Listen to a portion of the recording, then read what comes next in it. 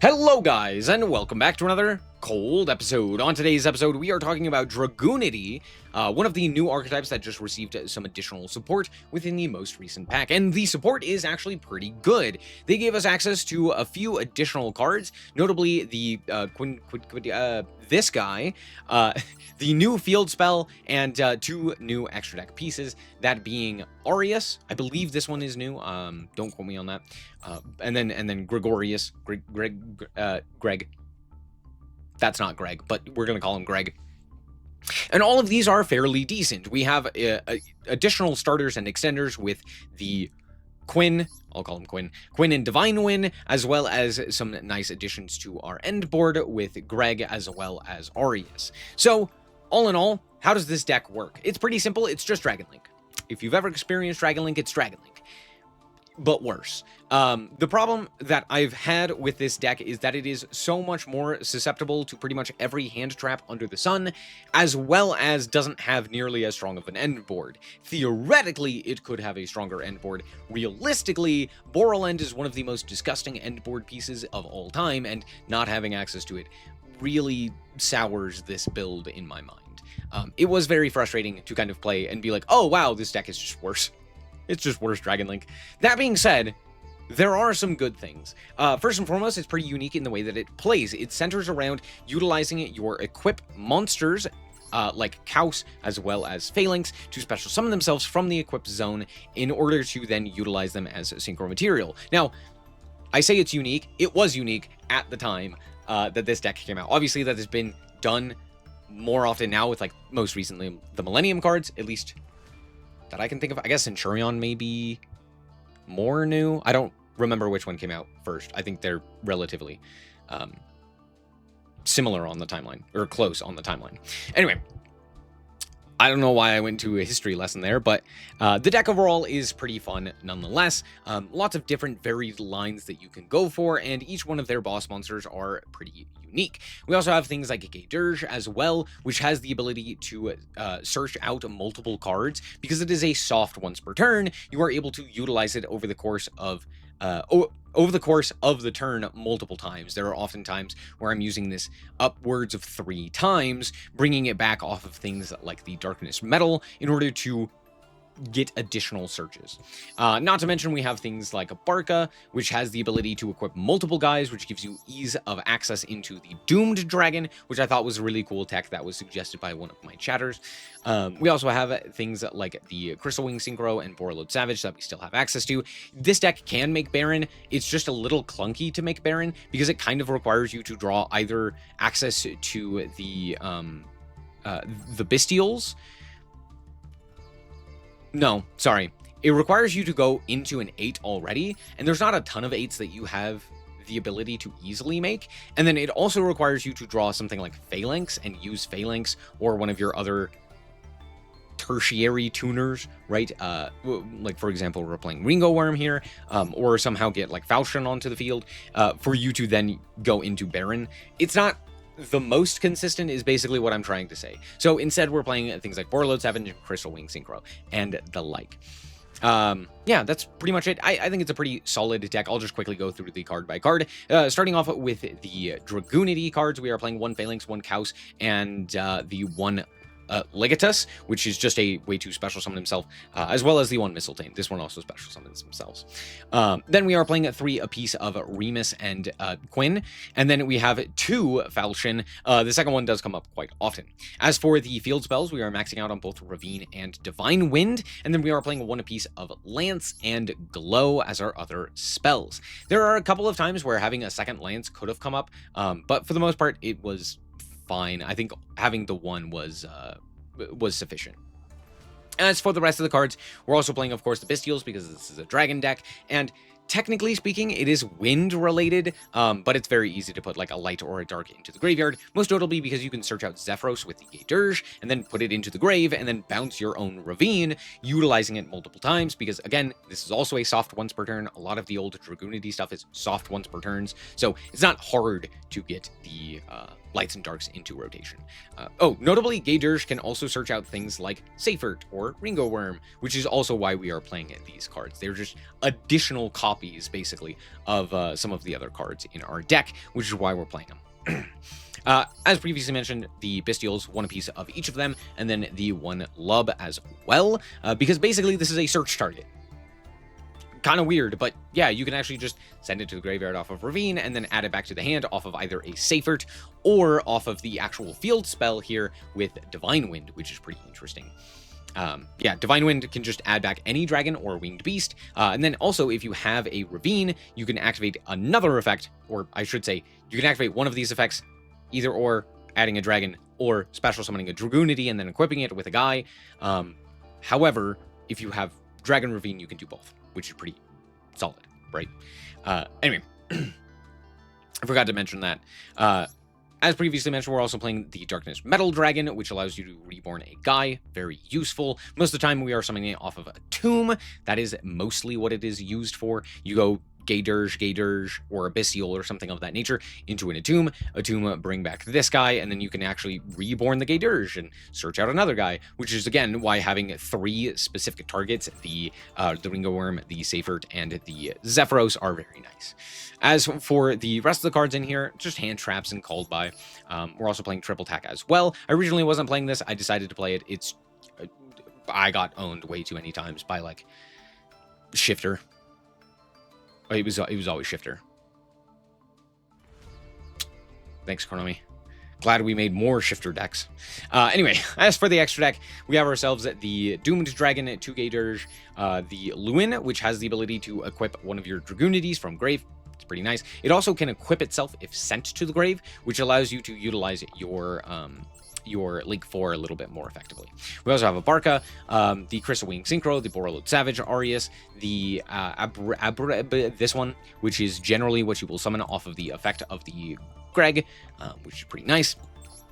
We have Dispotter, Atomb, Striker Dragon, Seal, Romulus, and the Greg. Now, Greg, I should mention, has the ability to special summon, or when it's Link summoned, you can special summon one level 5 or higher Dragunity monster from your extra deck of Grave, allowing you the ability to summon some of these guys. On top of that, if your opponent summons a monster, you can do that as well. And then you can send an equipped card you control to the grave to negate a spell trap effect. It's pretty good. Abrahair is a monster negate. This one is a face-up card negate, but it also requires you to have face-up cards in your monster face-up monster cards in your spell and trap card zone. So that is something to keep in mind as well. So yeah, let's hop into the replays and show you how this deck performs. Alrighty, here we are going first, and let's see what we can accomplish here. First and foremost, we are going to start off here with the Dragon Ravine. We're going to activate its effect in order to send and search. So we're going to search out the Falchion, and then we're going to activate, well, my opponent's going to activate a clip here, because they can. Out comes Cackle. We're going to grab the Divine Lance. They are going to then attempt to rip some cards out of my extra deck. And notably, they hit Greg. Uh-oh. Now, also, they hit Greg with the clip, which means that I'm not getting this back. He's just gone. So that kind of sucks. I guess we'll change up the combo. We're going to go for the Cows here. We're going to activate, or we're going to, yeah, special summon it in order to go for the Dirge. Dirge is going to send the Zephyros. I know we're searching it. We're just sending it, basically. My opponent has elected to Go Spell that for some reason. Okay, cool. We'll just instead send the Falchion, and now we can activate the second field spell that we had off of, we just had it naturally. So we add back the Bestial Lub, which now has the ability to search out. We also were then able to special summon the Phalanx and equip it with a Remus. Remus has the ability to reborn itself, so there you go. We're going to go for the Atomb in order to bring back the Gay Dirge off of the Romulus, off of the other guy.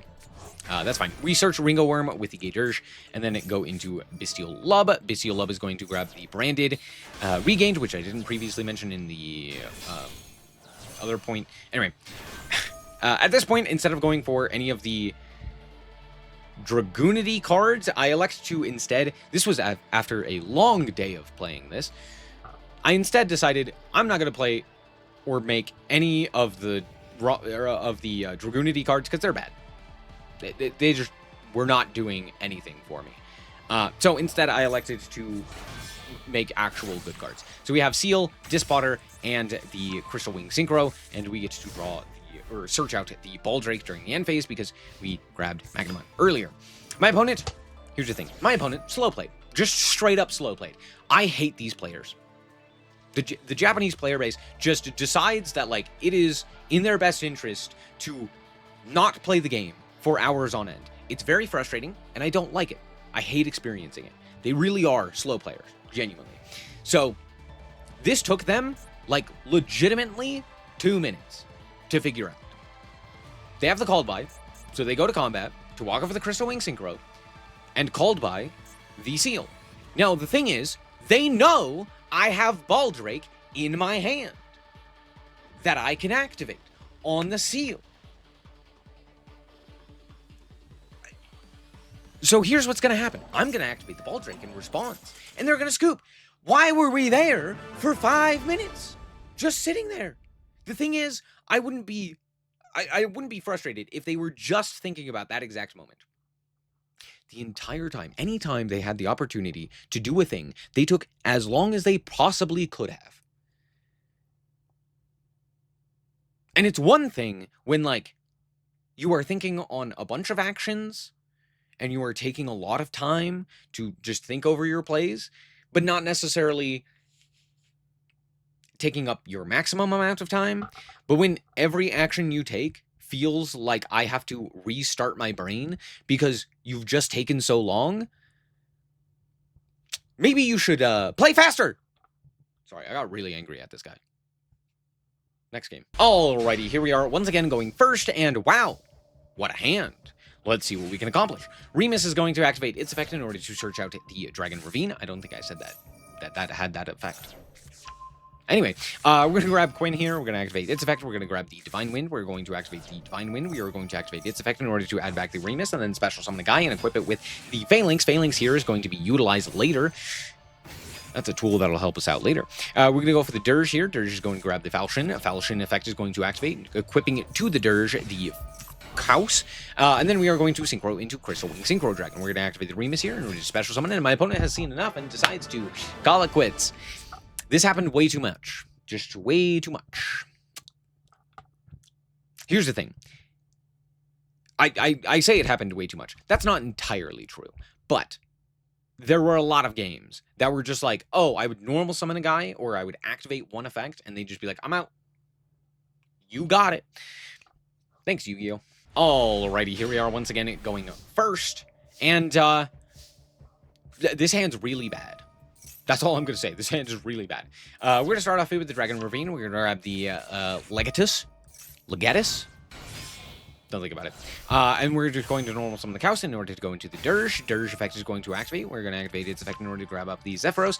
And at this point, I'm going to go through the combo. Now, here's the thing. I probably don't do this correctly.